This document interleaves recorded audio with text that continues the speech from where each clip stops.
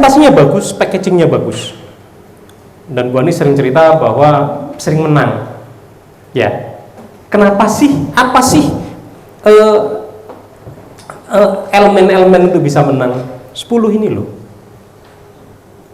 Yang dipilih harus anak-anaknya yang public speakingnya bagus. Oke, masuk barangnya welek, yang penting ngomongnya wapi pasti menang. Wis, ini pegang kata-kata saya. Dulu saya SMA juga gitu, saya menang Jawa Timur, Bali itu sering. Padahal majalah saya dulu, majalah saya sama majalah SMA 1 itu bagusan SMA 1 daripada SMA 8. Tapi presentasinya dia tidak memukau. Presentasi kami SMA 8 itu luar biasa, sehingga kami sering menang. Kenapa sering menang? Karena saya di BON. Di BON itu sudah lulus dipanggil lagi gitu loh. Emang ada yang di sini ada. Saya dulu sudah lulus 6 bulan dipanggil lagi suruh pakai seragam SMA. Mas Bara, saya minta tolong dibantu presentasi. Hah? Nggak salah Bu, nggak apa-apa. Jadi saya sudah jenggotan, sudah kuliah ya. Pakai seragam SMA lagi ke Unair. Tapi yang penting adalah itu, presentasi memukau.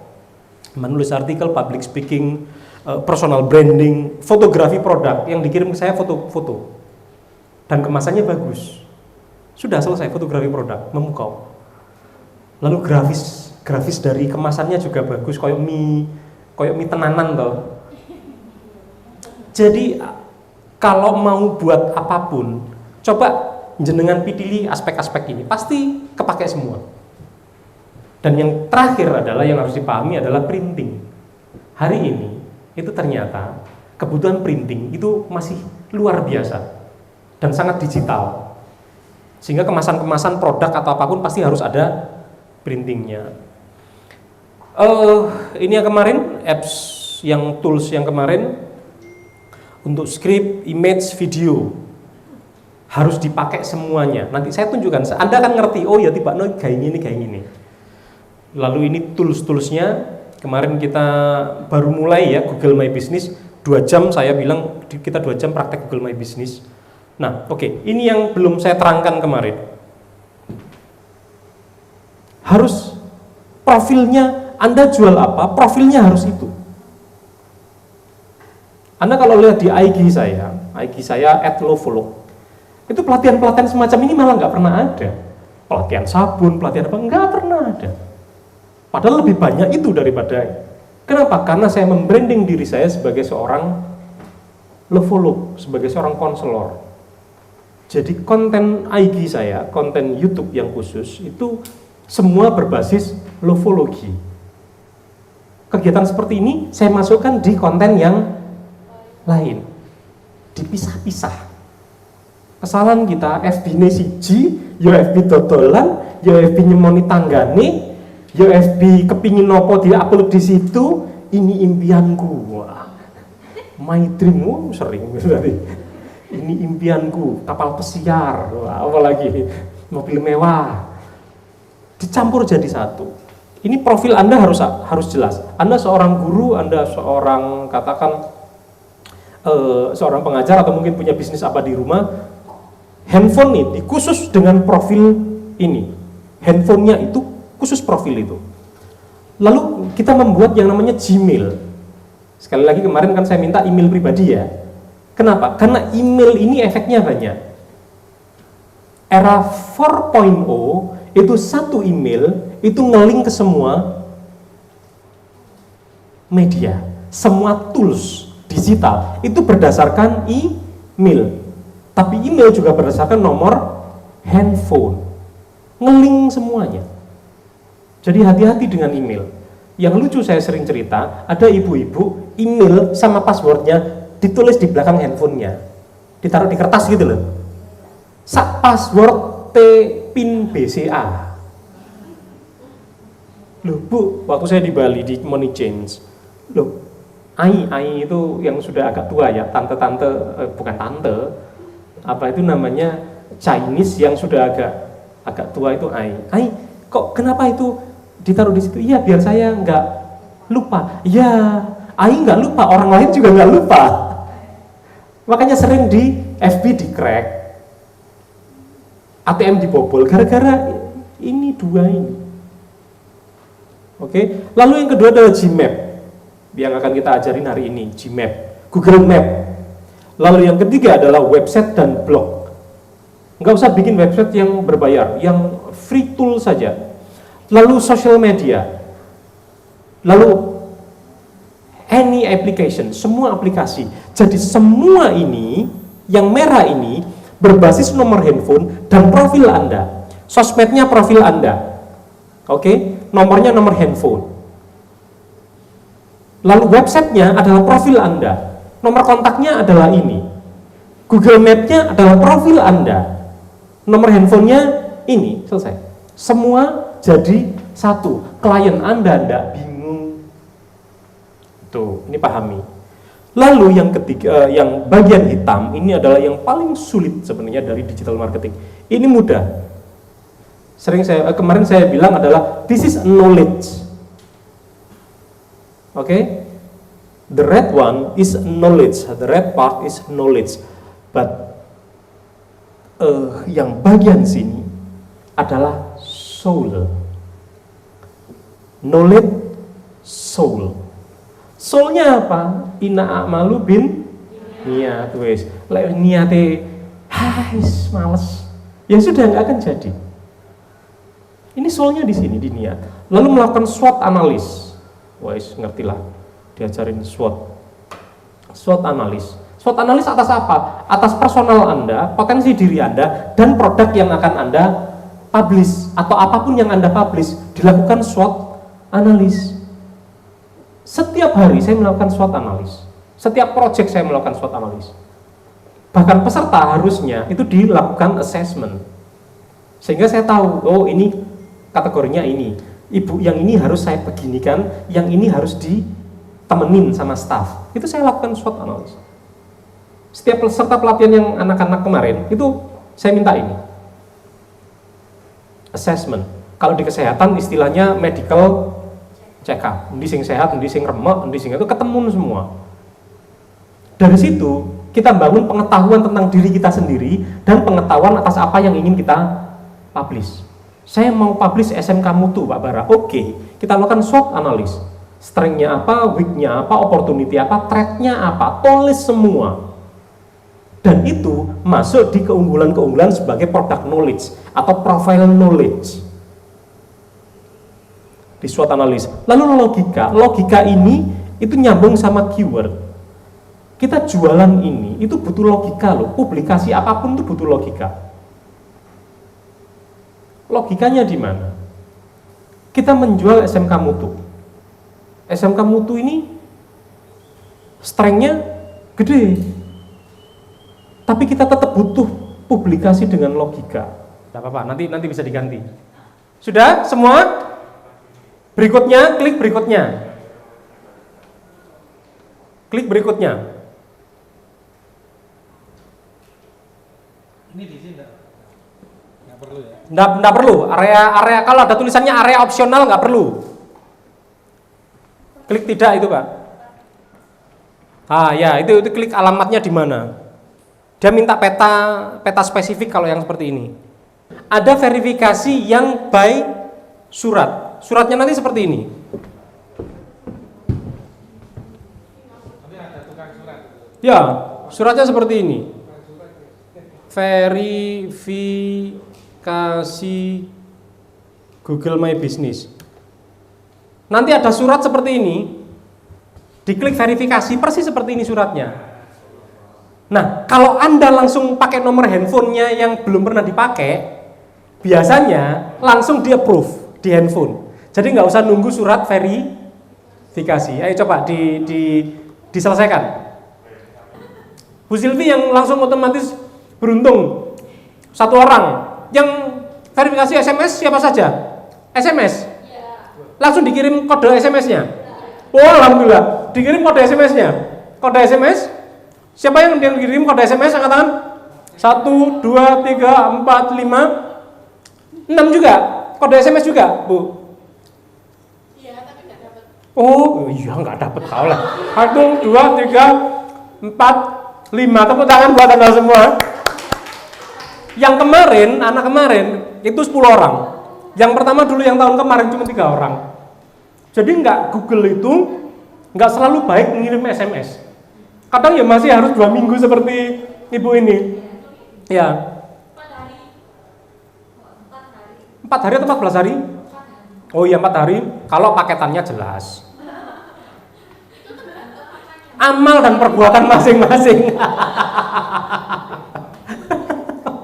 Langsung lurus saja. Terima kasih. Gitu. Silakan. Kalau buat huruf tebal, Tebal, saya nggak punya kodenya. Mungkin atasnya dikasih apa itu namanya bintang mungkin, tapi saya nggak tahu. Kalau opo sampean? YouTube, TikTok, apa? Ini tadi apa ya? Pinterest. Pinterest. Iya. Pinterest bagus. Iya, buat itu. Oke, coba ini dulu. Yang Google Trend mana? Oh ya, oke. Oke. Ya ini luar biasa. Sudah mulai pakai Google Trend. Sudah mulai pakai Google Trend untuk mencari keyword yang cocok. Ini adalah pelatihan capacity building untuk guru-guru di SMK Mutu Gondang Legi Malang. Kita mengajarkan bagaimana kita memasuki era Society 5.0. Dengan apa? Dengan mengendalikan, kita hanya mengendalikan semua yang berbasis digital. Buktinya, beliau sudah luar biasa, sudah mampu mencari, dulunya nggak kenal Google Trends, sekarang sudah kenal Google Trends untuk mencari kata kunci yang bagus. dan ini kan kalau kita lihat itu kan juga kayak mengajarkan apa kerjasama, Ya. kemudian Ya. dan sebagainya seperti itu Pak. Dan untuk pengembangan diri, katanya motivator yang lain itu kan sangat besar. Itu yang pertama Pak. Yang kedua itu saya kan ngajar di sekolah ini, ngajar kewirausahaan Oke. informatika Pak. Oke. Nah itu penerapannya era 5.0 di informatika itu saya modelnya seperti ini Pak. Jadi anak-anak itu saya buatkan rekapan keuangan di Google Spreadsheet Pak. Jadi setiap hari anak-anak itu bisa memasukkan pengeluarannya dicatat di situ. Jadi setiap saya ngajar itu saya cek. Kemudian yang kedua saya menggunakan Google ini Pak, kalender. Jadi saya ajari anak-anak bagaimana memanage agenda tiap hari. Nah itu apa termasuk di 5.0. Nah itu Pak. Ya. Kalau yang di KWU itu modelnya seperti ini Pak. Agar SUL itu saya menciptakan metode belajar konsultasi learning Pak. Jadi setiap minggu kita cuma konsultasi dan anak-anak presentasi hasil penjualannya ketika 1 minggu. Nah itu apa juga termasuk kucing, fungsi guru pembinaan sama menumbuhkan SUL Pak. Itu Ya. saja Pak. Oke. Yang pertama, kenapa saya tidak gabung di MLM? Padahal saya punya posisi di sana, harusnya punya posisi. Saya 2 hal yang tidak pernah saya masukin adalah MLM dan politik. Padahal aku di politik ya dhuwur. Pokoknya di politik ini ngomongnya tombak cucuan wis itu politik. Pertama, karena prinsipnya sama tapi terbalik. MLM satu kesuksesan ya ditutupi oleh ribuan kegagalan. Paham maksudnya? Topeng gitu ya. Satu kesuksesan top leader ditutupi oleh ribuan kegagalan downline-nya. Paham? Bagi saya itu haram. Saya. Kenapa? Karena kita makan dari uang downline yang punya impian-impian, punya kapal pesiar, punya mobil mewah. Aku itu mereka punya. Dan kita mengecewakan orang-orang ini. Bagi saya, satu kesuksesan ini ditutupi oleh ribuan kegagalan. Bagi saya haram. Saya kalau mau sukses, ya saya melakukan dewi. Padahal ya pasti punya posisi saya di sana. Karena saya yang training. Saya trainernya. Kalau dibilang trainernya bisa diajarin macam-macam trainernya, ya salah satu trainernya saya ngajarin public speaking, ngajarin ini itu. Cuman bagi saya itu yang nggak worth it bagi saya kasihan sama orang-orang yang di bawah yang menjual, menggadaikan sepedanya, menggadaikan TV-nya untuk join, dan sebagian besar maaf joinnya ditipu. Ya, joinnya ditipu. Bagi saya itu haram. Saya enggak. Ada job siaran atau MC itu saya ambil. Nah, sebenarnya ketika satu hari saja saya fokus untuk di BRI itu kan pendapatan memang tinggi Pak ya. Tapi kan Seakan gue kan sing ngajar. Aku lagi nguri entrepreneur nang guru-guru itu orang miris ya. Ngurune metu kan sing ngajar lho. gimana sih? Biar saya tuh bisa optimal semuanya. Jadi ketika saya misal ada apa namanya siaran di radio, ada job MC, tapi kan saya juga tetap jalan, saya di sini juga jalan. Ya, intinya you must spend your money to build a teamwork. Jadi, keuntungan itu Anda buat untuk membangun tim. Anda masih tetap bisa kerja di sini. Anda masih tetap bisa aktif di yang lain. Sama seperti kami. Saya, Busita di rumah punya banyak tim, punya banyak staff, ada staff bukan banyak maaf, ada staff. Busita itu gaji guru ngajar bahasa Jepang, maaf ya. Itu sebulan tuh bisa 2,5 juta. Tapi lek pas ono sing kursus gitu. Jadi kita harus ngeluarin uang, harus spend uang untuk bangun building team building, sehingga Anda masih tetap bisa menjalankan banyak aktivitas yang lain. Tetapi sebenarnya maaf jika saya mengatakan secara gamblang bahwa wirausaha itu harus total. Maaf saya mengajarkan itu. Tapi apakah bisa tidak total? Hasilnya tidak akan maksimal. Semuanya tidak akan maksimal. Saya hari ini tidak maksimal, gedein lovologi saya nggak maksimal. Nulis buku ya terhambat. Kayak gini kan berarti 2 hari. 2 hari, kayak kemarin minggu ini sudah 3 event ya. Minggu ini sudah 3 event. Saya meninggalkan waktu untuk syuting, untuk nulis, untuk reading, untuk learning di lovologi, itu untuk aktivitas. Padahal kalau full, luar biasa di lovologi, jalan. Atau saya ninggalin total lovologi, saya ngurusin digital marketing, gimana nggak? Believe me, hanya cari uang 10 miliar saja dalam beberapa tahun sudah selesai. 2 tahun itu sudah bisa seperti dulu. Kalau full, cuman soul ini kan dipisah-pisah, kayak orang selingkuh gitu. Nah, sedikit ya, I love you, selingkuh. Ini kan selingkuh pekerjaan. Cuman kalau semuanya adil, kan boleh 4. Gitu ya Bu ya. Kalau adil kan boleh 4. Bapak-bapaknya kurang ngerti kurang rapi masalahnya. Tapi kita tidak akan semaksimal itu. Kecuali ya, we have a team. Ada tim. Ya sekarang ada kursus di Busita ngajar di UMM. Yang kerja di rumah siapa? Tim. Ada tim. Kadang anak-anak ini saya tinggal, yang kerja di rumah tim, saya ngurusin yang lain. Kadang saya ngisi acara sendiri, kadang bersama tim. Karena bersama tim harus ada dokumentasi. Build a team and trust your team. Titik. Susahnya orang kayak saya adalah saya jarang mempercayai tim. Itu saya. Tapi ketika tim saya investasi waktu dan uang untuk tim, saya baru percaya mereka. Ketika saya sudah mulai banyak investasi, tim ini sudah pinter-pinter, sudah saya tinggal. Tim saya yang dulu di Imbis dulu orang pinter-pinter,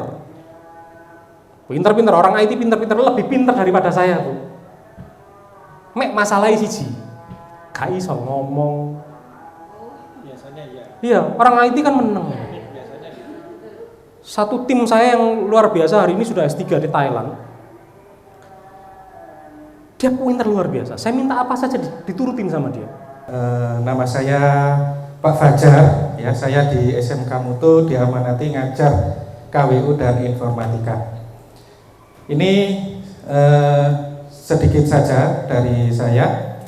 Selama saya ngikuti workshop 2 hari ini, yaitu kemarin sama sekarang, satu kata, luar biasa. Selama saya melakukan bisnis dan pengalaman kewirausahaan, sebelum saya ngajar, saya juga sudah berwirausaha dan sebagainya. Itu hari ini saya merasakan ada soul ya yang berbeda dari motivator-motivator yang pernah saya ikuti. Ya ini Pak Bara ini sangat luar biasa menurut saya. Mulai dari materi ya sampai praktek sangat menguasai. Ya ini mudah-mudahan ini nanti Pak Bara bisa berpartner bersama kita ya di SMK Mutu untuk mengembangkan sekolah menjadi lebih baik. Itu saja dari saya. Ya, kurang lebihnya mohon maaf. Assalamualaikum warahmatullahi wabarakatuh. Assalamualaikum warahmatullahi wabarakatuh.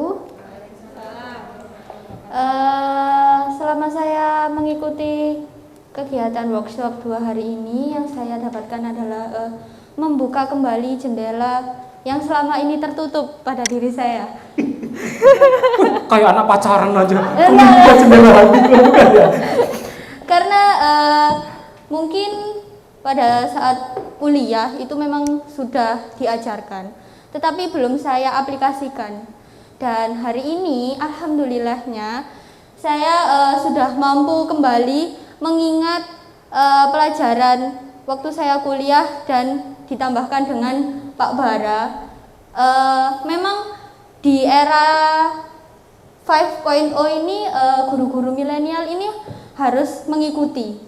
Benar kata Pak Bara. Jadi banyak sekali ilmu yang telah saya temukan kembali itu. Terima kasih Pak Bara.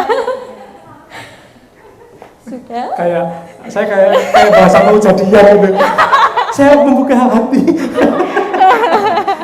Ya, oke. Iya, terima kasih banyak. Oke, makasih sama-sama. Wassalamualaikum warahmatullahi wabarakatuh. Waalaikumsalam warahmatullahi wabarakatuh. Ya, oke. Mohon aplausnya untuk Pak Fajar dan Bu Isma. Assalamualaikum warahmatullahi wabarakatuh. Saya Pak Fajar. Ini saya dengan Pak Bara yang sangat luar biasa. Pak Bara ini adalah motivator, pendiri perusahaan-perusahaan dan sebagainya. Ini Pak Bara, alhamdulillah sekarang ada di sekolahan kita di SMK Mutu Gondang Legi. Di sini saya ada kesempatan sedikit untuk berbincang-bincang dengan beliau. Ini Pak Bara mungkin bisa dijelaskan sedikit tentang era 4.0, era 1.0 sampai sekarang 5.0. Mungkin sedikit ilmu yang bisa kita bagikan ke anak-anak. Ya, Monggo. Oke. Ini kalau kita bicara tentang era ya, era dimulai dari era 1.0 sampai hari ini kita lebih banyak bicara tentang era 4.0. 1.0 itu adalah era di mana banyak mesin-mesin manual diganti dengan mesin uap. Sekitar abad 18 tahun 1884. Lalu era berikutnya adalah era 2.0, adalah era di mana listrik ditemukan. Sehingga semua peralatan diesel waktu itu sudah berubah menjadi listrik. Dan industri, pabrik-pabrik industri itu sudah berubah menjadi industri yang luar biasa. Lalu era 3.0 adalah era di mana ditemukannya komputer pada tahun sekitar 1964 sampai 1968. Ditemukannya komputer ini adalah merubah banyak peradaban di dunia. Yang hari ini kita nikmatin adalah era di 3.0. Komputer mulai ditemukan, televisi mulai ditemukan, semua berbasis digital awal. Sampai akhirnya kita tenaga manusia sudah mulai banyak tidak digunakan. Sehingga kita harus punya ilmu nih, ilmu yang luar biasa untuk melawan di era 3.0. Nah, hari ini itu adalah era 4.0. Era di mana semua komputer-komputer ini terkoneksi menjadi satu. Nah, yang menjadi adalah isu utama hari ini adalah kita hidup di era 4.0, tapi sebenarnya kita nggak ngerti atau belum menyelesaikan era 3.0. Dan hari ini Yang saya bicarakan hari ini adalah era 5.0, Society 5.0, era di mana kita kembali memanusiakan manusia. Manusia sebagai pengendali dari semua teknologi, bukan kita yang dikendalikan. Karena era 3.0 dan era 4.0 adalah era di mana manusia dikendalikan oleh teknologi. Hari ini harusnya saya dan Anda semuanya mampu mengendalikan teknologi, bukan dikendalikan oleh teknologi. Kita menjadi Society 5.0. Satu contoh kita mengendalikan teknologi adalah teknologi kita gunakan untuk mencari nafkah. Teknologi kita gunakan untuk mewujudkan semua impian kita. Saat Anda hari ini masih dikendalikan dengan game, waktu Anda terikat oleh game, waktu Anda terikat oleh banyak sosial media, dan itu Anda gunakan waktu itu sia-sia, Anda masih hidup di era 3.0. Orang-orang yang hidup di 5.0 itu adalah orang-orang yang mampu mengendalikan teknologi. YouTube, gunakan YouTube-nya. Instagram, gunakan untuk berbisnis. TikTok, jangan gunakan untuk goyang, gunakan untuk berbisnis. Dan hari ini, fasilitas hidup itu sudah luar biasa. Fasilitasnya sudah lengkap. Tinggal Anda mau memanfaatkan atau tidak. Semoga training hari ini bersama Pak Wajar dan semua guru-guru ini mampu menjadi awal terlahirnya Society 5.0 di SMK Mutu Gondang Legi Malang. Kira-kira begitu Pak. Oke, itu tadi penjelasan yang sangat luar biasa dan ilmu yang mungkin ya belum dibahas oleh siapapun, yang mungkin ini dibahas dahulu oleh Pak Bara. Nah, ini yang terakhir Pak, mungkin kalimat singkat untuk anak-anak yang di sekolah yang ikut atau yang pengen mendalami kewirausahaan, bisa pesannya apa Pak? Yang pesan singkat saja Pak. Oke. Wirausaha menjadi seorang entrepreneur adalah takdir, bukan pilihan hidup. Karena seorang jenderal bintang 5 saat dia pensiun, dia pasti jadi seorang entrepreneur, bisnis. Seorang kepala sekolah, ketika dia sudah tidak menjabat kepala sekolah, dia pasti akan memiliki bisnis. Jangan mulai bisnis di usia tua, mulailah bisnis di usia muda. Karena itu adalah waktu yang tepat untuk Anda. Anda punya banyak potensi dan punya banyak waktu luang. Dan satu lagi, Anda punya banyak teknologi yang bisa mendukung Anda semua untuk menjadi seorang entrepreneur atau bahkan menjadi seorang digital entrepreneur. Saya Bara Susanto, salam sukses buat Anda semuanya. Demikian wawancara singkat kali ini, mudah-mudahan bermanfaat ya. SMK Mutu excellent. Oke, makasih Pak Bara. Terima kasih. Oke. Oke. Alhamdulillah. Iya.